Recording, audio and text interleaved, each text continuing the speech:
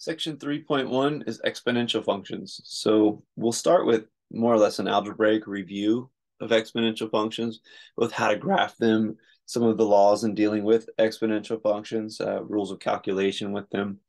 And we'll sort of mix it up with exponential functions and trigonometric functions a little bit. Ultimately, in this section, we'll look at the limits of exponential functions, and that'll be our first step into the calculus involved with exponential functions. Ultimately, what we'd like to be able to do is take the derivative of exponential functions. So this should be mostly a review section, which should be nice, but we will see a little bit of newer stuff involving the limits of exponential functions. So recall that an exponential function has the form f of x equals a to the power of x. This is different than polynomial terms or power functions, which was x to a power a, right? So this would be something like f of x equals 2 to the x. That's an exponential function because the variable x occurs in the exponent, versus something like this, g of x equals x squared, right? Those are two very different functions. X squared is a polynomial, or just the quadratic term x squared, right? Or a power function, we can think of it. Whereas this is an exponential function. 2 to the x turns out to be much faster growing function than x squared. So keep those distinctions straight as you work through problems with any problem with an exponential function in it. So if x is, let's parse out what this means for all real numbers, right? Because what we've done in the past is we've said that, well, we can plug in any real number to this power function, but well, it's not quite clear what that means for some values. And if you're not sure what I mean by that, let's have a look at each type of number we can plug in. If we're going to plug in all real numbers for the value x here, well, if x is an integer, this makes perfectly good sense. This is very well defined, right? What we're used to seeing is, okay, if x is 3, then 2 cubed, well, when we get 8 out, it's 2 times 2 times 2. If x is -4, a negative integer, right, negative whole number, then we have 2 to the 4th and 1 over that because of the minus sign. And 2 to the 4th is 16, 1 over 16 is our result here. So just recall some of how the plus and minus signs work in exponents. So integers yield rational numbers, right? So if x is an integer, then we're going to get at least a rational number out. Remember, a rational number is the ratio of an integer over an integer. So that's what comes out of that. Now, we can extend the x values to be rational numbers. Remember, rational numbers are the set of all fractions which are integers over integers, right? Ratios of integers. So in other words, 1 over 2, a whole number over a whole number. 5 over 3 is a whole number over a whole number. If we were to plug 1/2 in for our value of x into our function f of x equals 2 to the x, well, then we'd be taking 2 to the 1/2 power. And we know that 2 to the 1/2 power is the square root of 2. So that's a value that we're familiar with. Similarly, f of 5/3 means we're taking 2 to the power of 5/3, which means that we take 2 to the 5th and then the cubed root of that value. Well, 2 to the 5th is 32, and so we're taking the cubed root of 32 in this case. So these are all, at least if the numbers are sort of messy, non-repeating, non-ending decimals, in other words, irrational numbers, as the results, that's fine. But we still are somewhat familiar with what that is. On the other hand, what does it mean for x to be any real number? In other words, there are irrational numbers, right? Pi is an irrational number. In fact, root 2 itself is an irrational number. Well, for now, we'll just have to sketch what's going on, how we can analyze this sort of idea. And really, in the background of all of this is in fact, a limit, right? So let's consider f of pi, or 2 to the power of pi. Now, we know that a calculator can give us this approximation. But how a calculator does that is really, one of our more pressing questions. And this is just the sketch at the beginning of that. So remember, we can approximate pi as a sequence of rational numbers. So pi can be first approximated as 3. And then we could take it a step further. A more accurate approximation is 3.1. And all I'm doing in this approximation is adding a decimal onto the end, right? And this is assuming that we know pi's indefinite infinitely long decimal expansion, and we can continue to crank these out. And we'll just go ahead and assume that that is the case. We do know how to come up with these values. 3.1415. At any point, remember these decimals for each of these places, they are of finite length, right? This one has 3 decimal places. So it's 3 and 141 over 1,000 would be the rational expression of it. And this one is 3 and 1,415 over 10,000. That's that decimal, right? We can convert this to an improper rational number, right? 30,000 plus 1,415 over 10,000. That's not all very necessary, but if we see this, we'll have 30,000. And of course, I could add the 1415 to the 30,000. And we could express this as a rational number, right? So for each of these positions in the sequence, we have a rational number that approximates the number we're trying to plug in.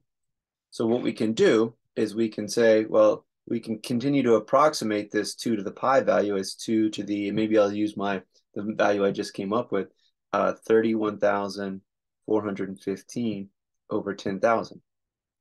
So we can approximate pi by a rational number, and we know what to do with a rational number in this exponential expression. It's a power and a root, and we could thereby approximate 2 to the pi.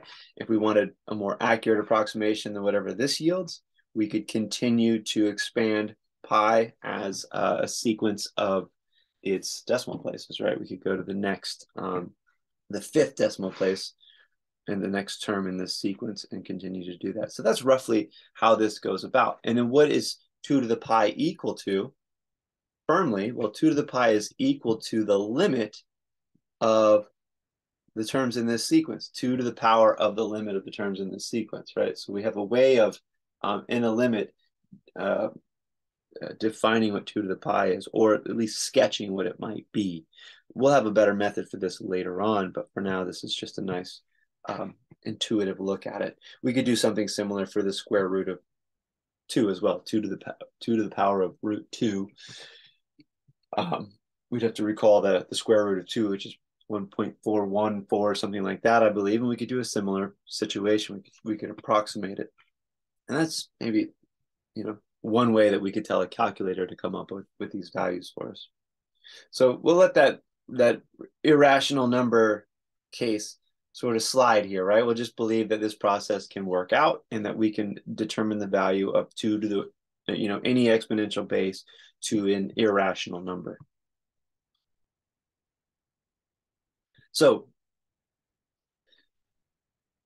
laws of exponents, this is just a review of algebra, right? So if a is greater than 0, we have some positive number as our base, exponential base. That's pretty common to put in place. If it's not, then, well, there's some other things to consider. And typically, we won't really worry about a being negative, right? So, and if it's not equal to 1, right, because that's not a very interesting case, taking 1 to a power doesn't really change that value. We could just get 1 each time. Then f of x equals a to the x is a continuous function with domain R and range 0 to infinity. So if a to the x is, well, we know that a to the x is greater than 0 for all x values, right? Think about it. A was positive to begin with. We're going to take it to a power. Even a root of that value, a, is going to be greater than 0, right? So its range is from 0 to positive infinity, as I've stated. And, well, if we have a and b that are greater than 0, and we'll also assume that, well, I don't know if we need to assume that they're both not equal to 1. I think it's okay for them to be equal to 1 in this case because it's just a trivial statement. So we can leave it as they're allowed to be 1 in this case, but one of them maybe isn't 1 to make it more interesting. Nonetheless, and then we have 2 real numbers, x and y, of course, from the set of all reals. So these are very familiar. A to the x plus y is a to the x times a to the y. This is that product sum rule, right? For exponents. The product of 2 exponential functions with the same base is that base to the sum of the exponents. Similarly, for division and subtraction, a to the x to the power of y. So we raise an exponential expression to another power, we multiply the exponents. And lastly, if I have a times b to the power of x, well, then I distribute that power to each base, a to the x and b to the x. Okay, so some examples of that with some functions of x involved would be 2 to the 3x times 2 to the sine x. Now notice the bases are the same, 2's, so I can write it as a single base with the sum of the exponents in that base's exponent. So 3x plus sine x. Let's illustrate law 3. So this is 4 to the negative x to the power of x squared. So I don't add these two exponents, I multiply them, right? This is the exponential function taken to the power of x squared. So these exponents multiply. I'll have negative x times x squared, and I get 4 to the negative x cubed. The fourth demonstration is this. I have 2 sine of x. We're going to take all that to a power of y. And what we get out of that is 2 to the y times sine x to the y, right? So being careful with how we write these. I could have written this sine x and then power of y out here, but I translated that to the standard notation for powers of trig functions. Now, that's of course if y is not equal to -1, because that's the only one that we don't allow that notation due to inverse trig functions. So theorems on the limits of exponential functions, and really we can convince ourselves of these situations simply by looking at some graphs, okay? And we'll do that after we've used this theorem on at least one example here. So it turns out if a is greater than 1, then the limit as x approaches infinity of a to the x is infinity, right? So maybe a quick sketch of that graph just to convince us. A is greater than 1, so you could think of something like 1.5 or maybe even better, 2. 2 to the x. As x goes to infinity, x is going to 10, to 100, to 1,000. That's 2 to the 10th, 2 to the 100th, 2 to the 1,000th. Those are large powers of 2. Exponential functions climb up very steeply. Right? So that for a greater than 1, we can see that this limit is essentially correct. Okay? We could use the definition of limits to confirm that. And I'm sure the textbook does something along those lines to do so, but it suffices for us to look at the graph and make that decision there.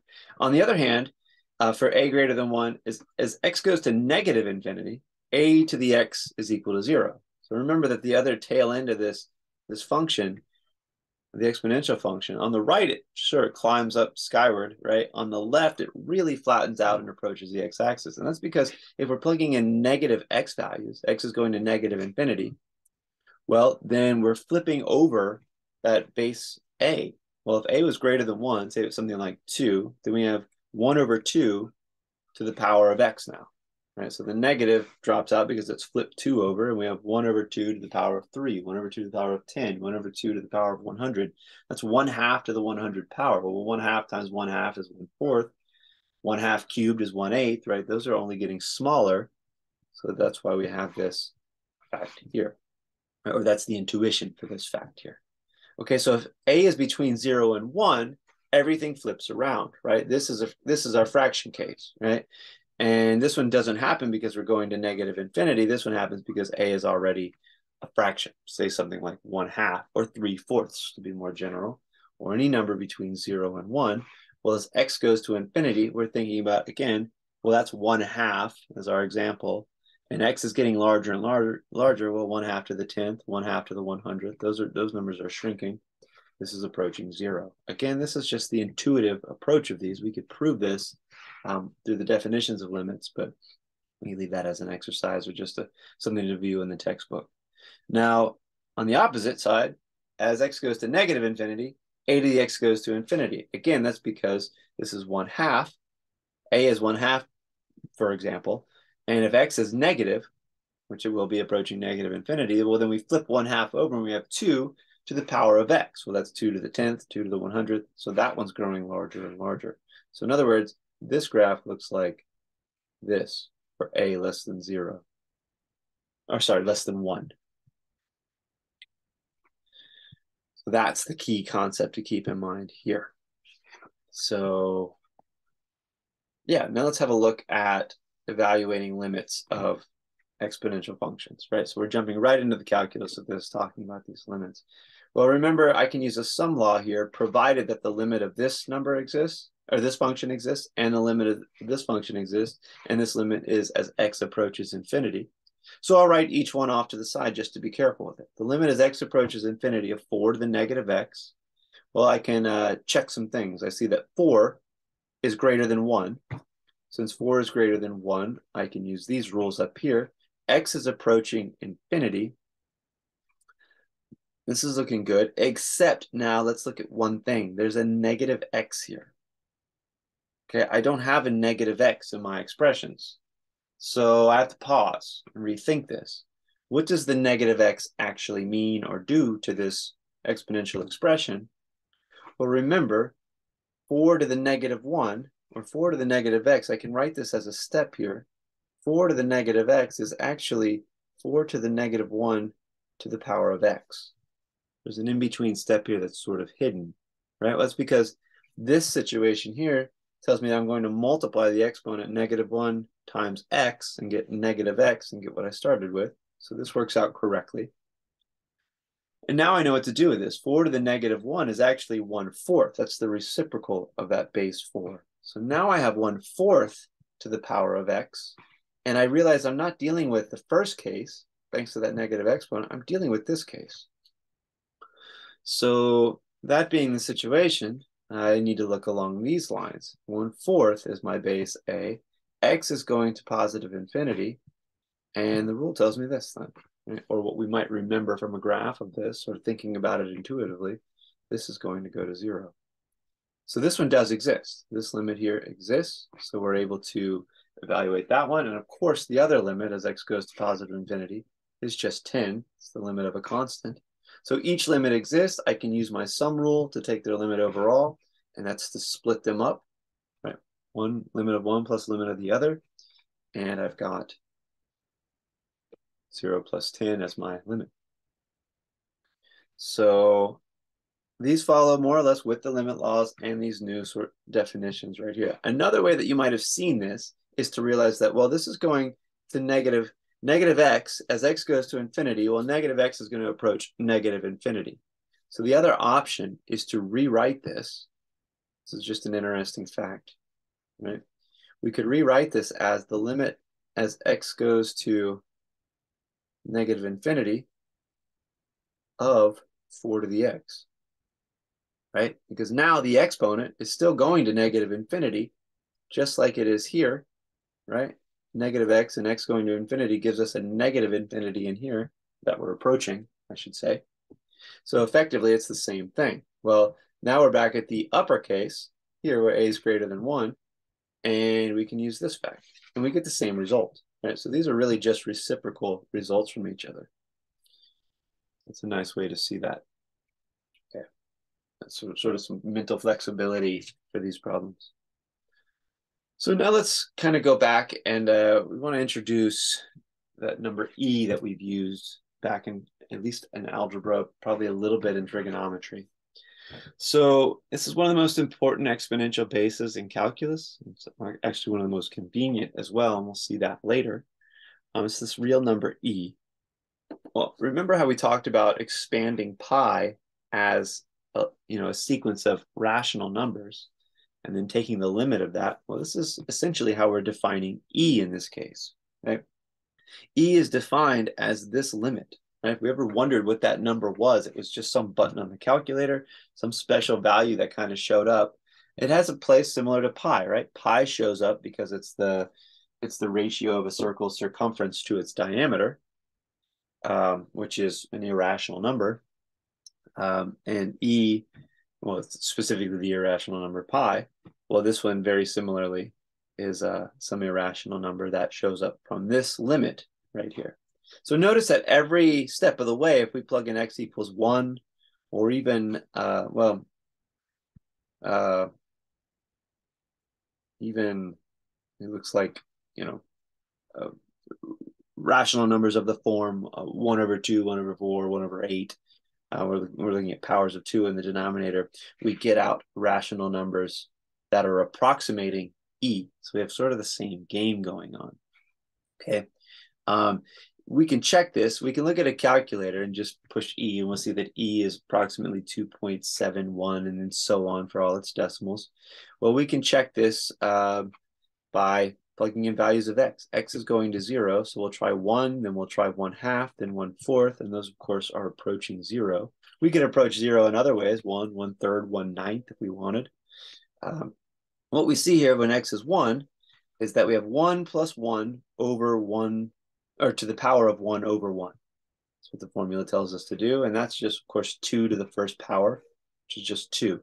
A reasonable approximation of the number 2.71, so on, e itself.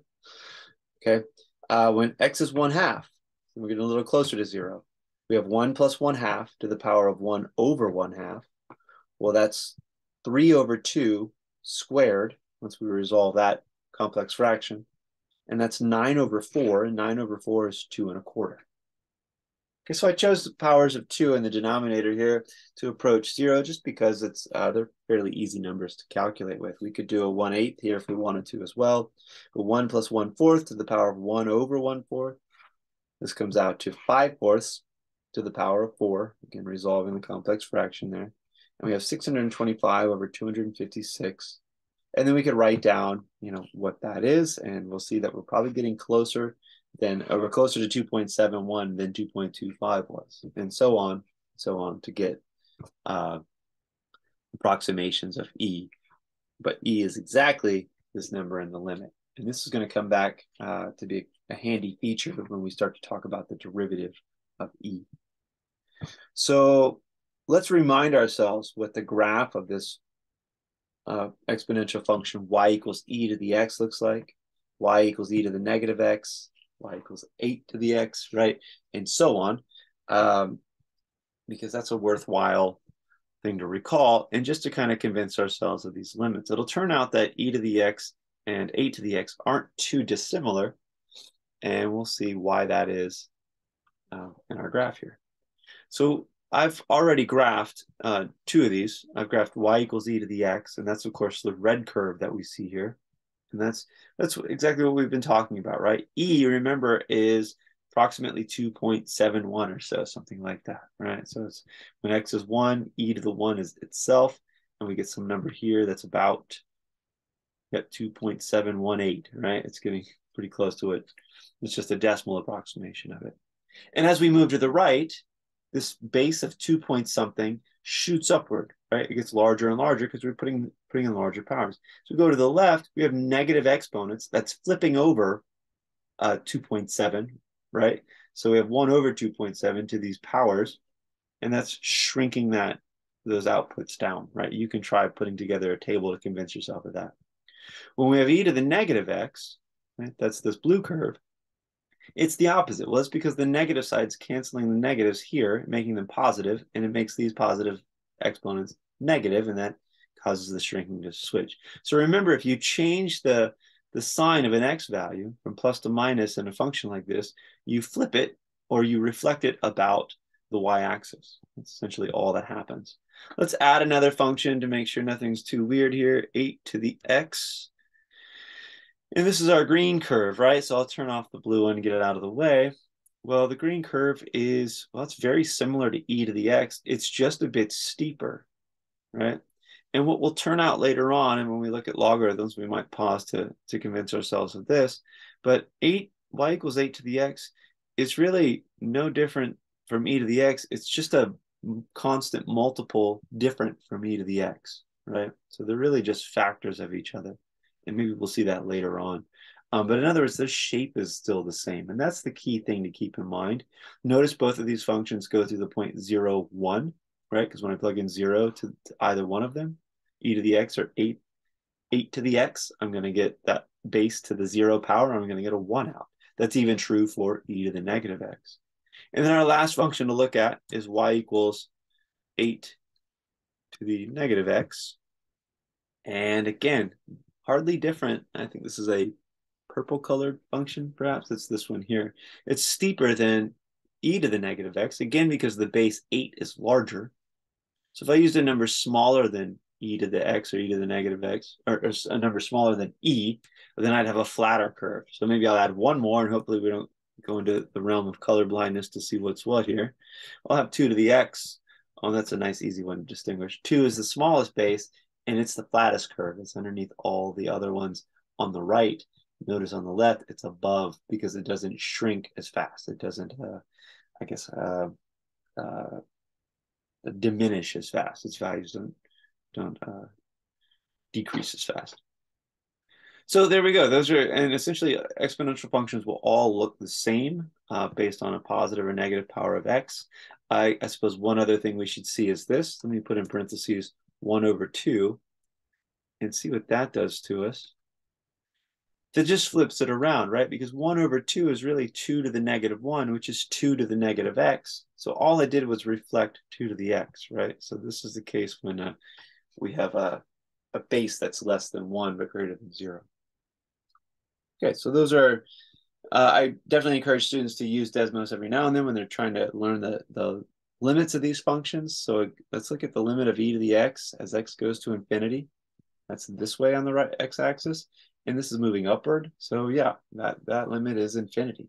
As x approaches negative infinity of e to the x, well, we're approaching 0. And, a tool like this might help when you're, adjusting to learning what the limits of these exponential functions are, and you might forget a piece here and there, or a little fact here and there. The graph goes a long ways to tell us that. So to come back to the notes, let's continue looking at limits of exponential functions, right? Or one more step in between, let's do transformations of the graph of y equals e to the x.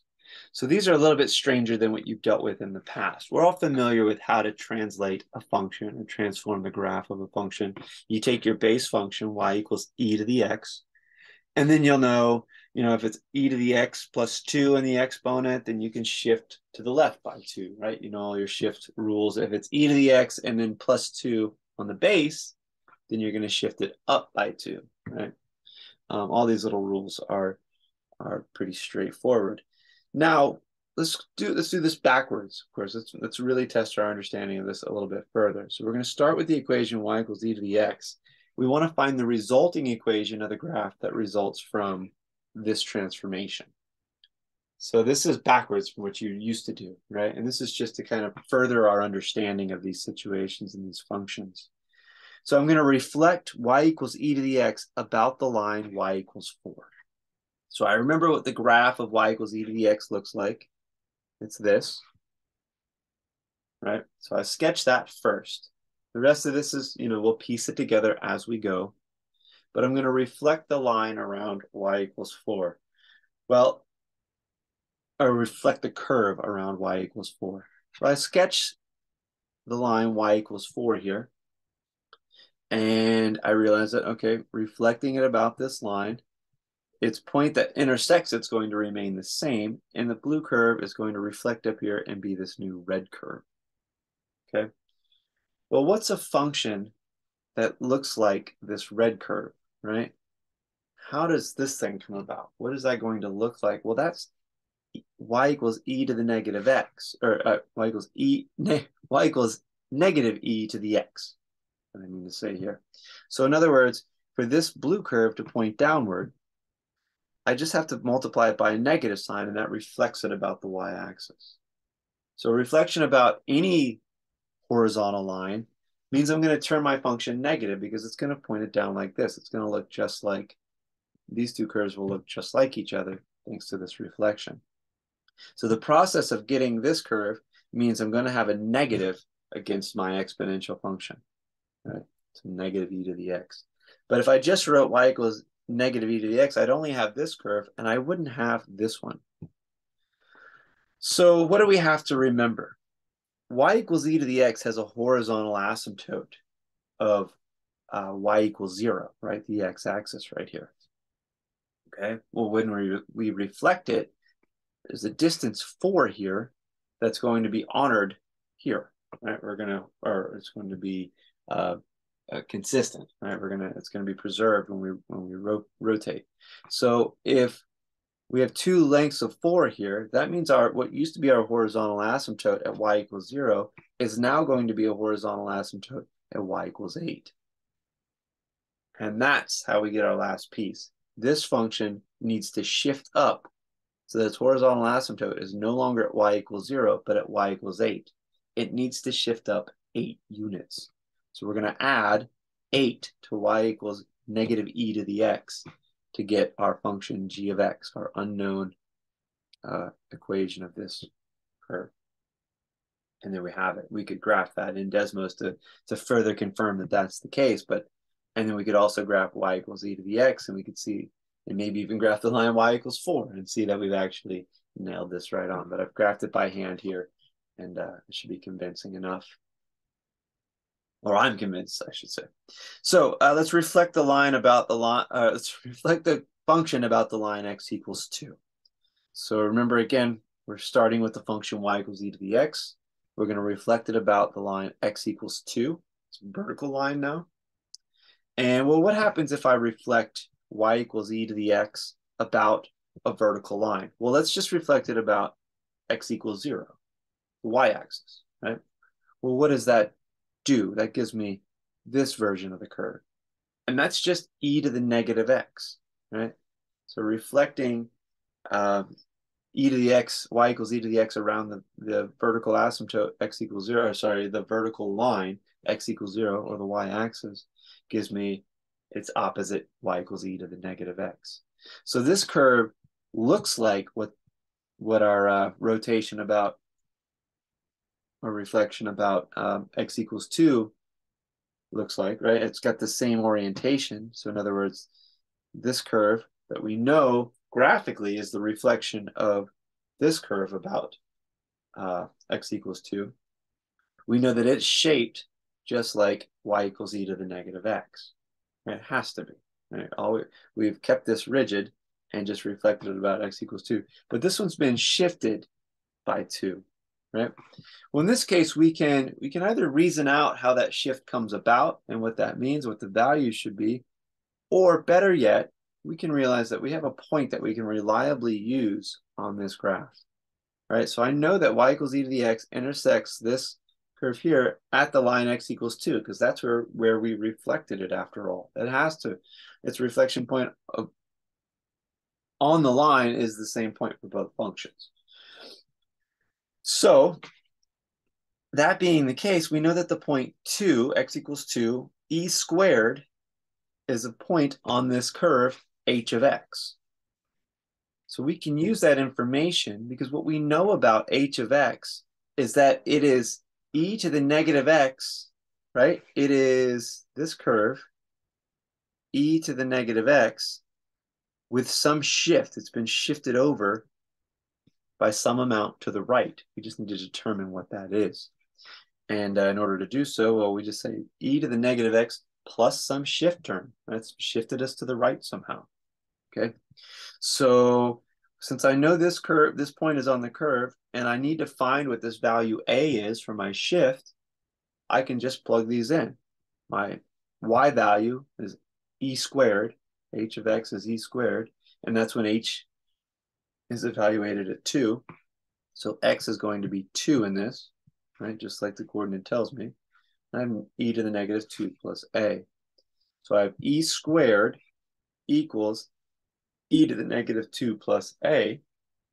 And well, these are common, this is a common base exponential equation, which means I can drop the bases, and I have 2 is equal to negative 2 plus a. Solving for a, I get a equals 4. And I know I can come back up and say, okay, well, this is going to be a 4. So I have h of x is equal to e to the negative x plus 4. And another way of writing that is to say, well, e to the negative x minus 4, right? Because this one shows us that shift to the right, and then this minus sign here shows us the reflection once we're there. So there we go. Those are a little tricky, but with a little practice, they're pretty easy to come by. I think these can be done generally. Reflections about horizontal lines can be done pretty easily without knowing a specific point and doing algebra. Whereas these, it's probably a little bit more helpful to do some algebra because we'll always have, x equals some value that we're going to reflect around so that we can get this value, and then e to that value will be a point on the curve, and we can determine the rest of it from there. And remember that anytime we reflect a curve, there's going to be a minus sign involved, right? We reflect this thing about something, we've got to introduce a minus sign. Right? It's just going to switch the behavior of the function around symmetrically along an axis. Okay, so finally, let's get into some of the limits of these functions to wrap things up in this chapter or section. So we're asked to evaluate the limit as x approaches infinity of e to the negative x squared. So things to realize. I know that e is greater than 1. And, well, I'm going to have a negative exponent here. So I probably want to be careful with that. So since e is greater than 1, e to the negative 1 is going to be 1 over e. And that's going to mean that 1 over e is less than 1, right? It's still positive, but it's less than 1. And that's the key thing I need. So what I do is I focus on the fact that e is raised to a negative power. So I rewrite e as 1 over e, and that eliminates the minus sign in here. So I have 1 over e to the x squared, and I'm taking the limit as x goes to positive infinity.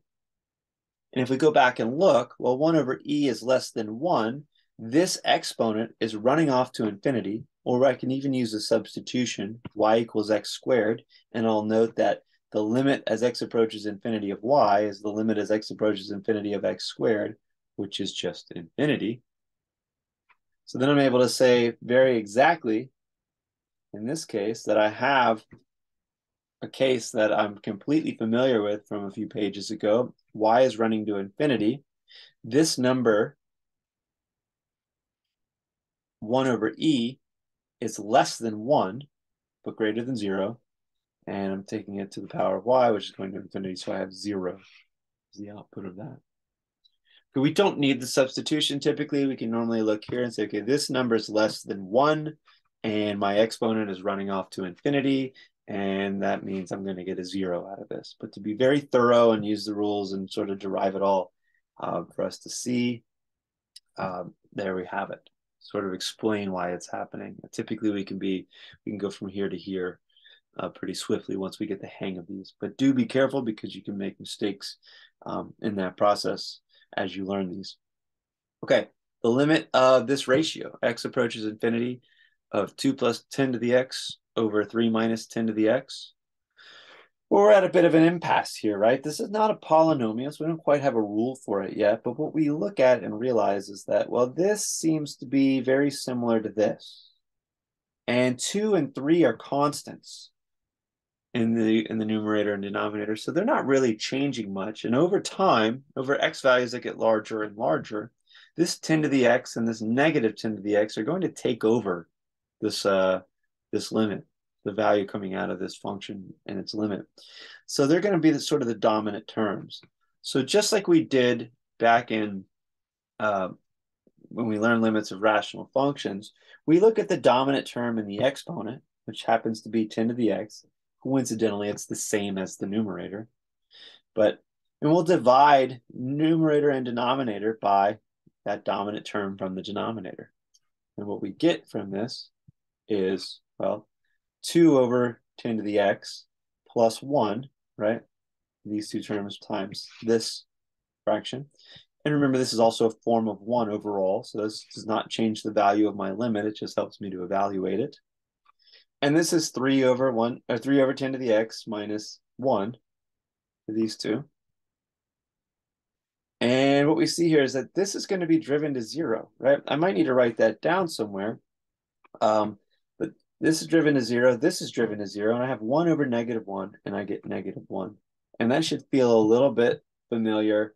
There's sort of a coefficient in front of these, and that's kind of a, since they match, we have a positive 1 over negative 1. You might see that some intuition there, but what I would recommend is that you always use this rule for this form of 1 in these problems and calculate it carefully because it can be different. If these two bases were different, if it was 8 to the x over with a negative 10 to the x in the bottom, then you're going to see a different result here.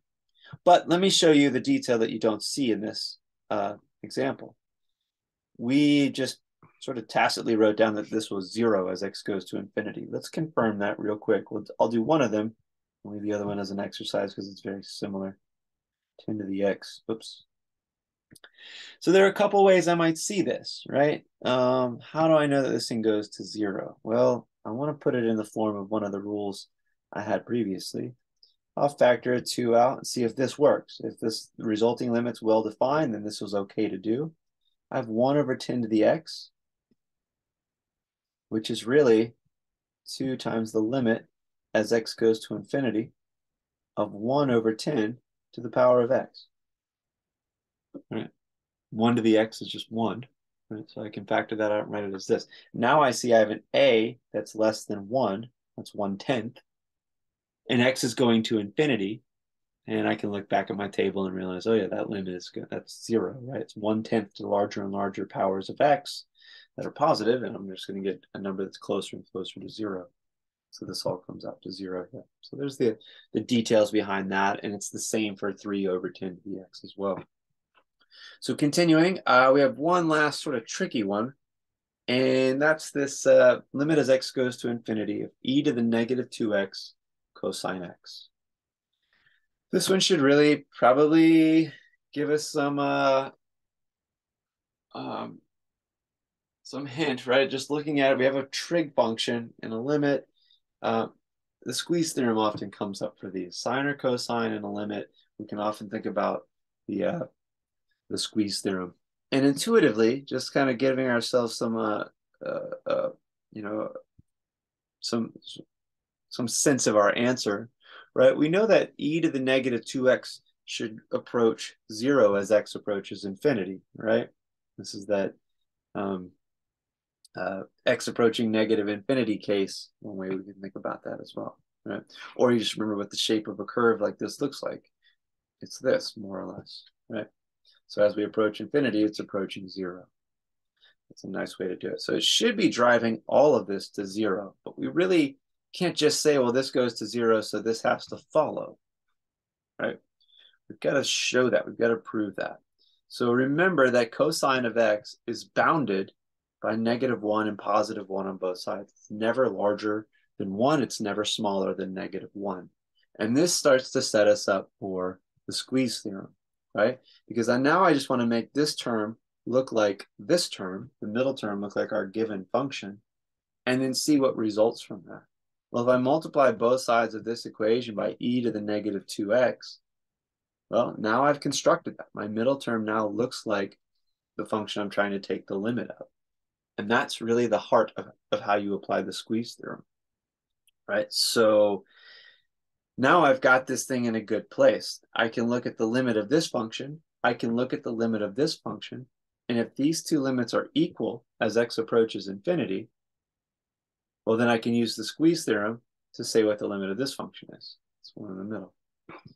So that's what we'll do, right? And when we look at that, we realize that, well, e to the negative 2x, or we're taking this one first. The limit as x approaches infinity of negative e to the negative 2x.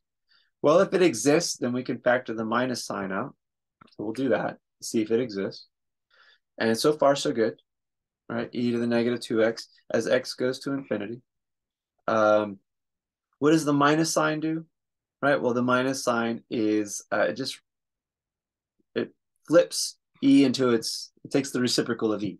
So it's 1 over e to this power of 2x. Okay. Again, this could be written as 1 over e to the power of 2x out here if we wanted to, but it's just fine to write it as is. Well, this term is running off to infinity as x goes to infinity. So it's going to give us a value of 0 out of this. Or maybe another way to see it is we could write and use the rule from previously. This could be written as negative limit as x goes to infinity of 1 over e to the 2x. And we see, okay, 1 over e is less than 1, and the exponent's going to infinity. When our base is less than 1 and the exponent goes to infinity, our value is 0. So that's maybe a little bit more detail than was already there. And in a very similar way, we can do that here as well, right? There's no minus sign to factor away from the front of e to the negative 2x. This is the right-hand side now. And we see that this also, right, 1 over e to the 2x or 1 over e to the 2x up here, to be more exact, to use the rule, is going to give us a 0 as well. Well, the limits on the left hand and the right hand match as x goes to infinity. So it forces this function to have the same limit as the outer two. And that's by the squeeze theorem. Right? So here we've concluded by the squeeze theorem that this is the case.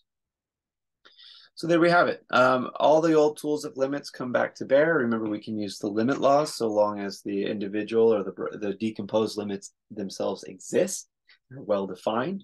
No division by 0. Nothing's just infinity, right? Or D and E for some other reason. And we can use things like the squeeze theorem.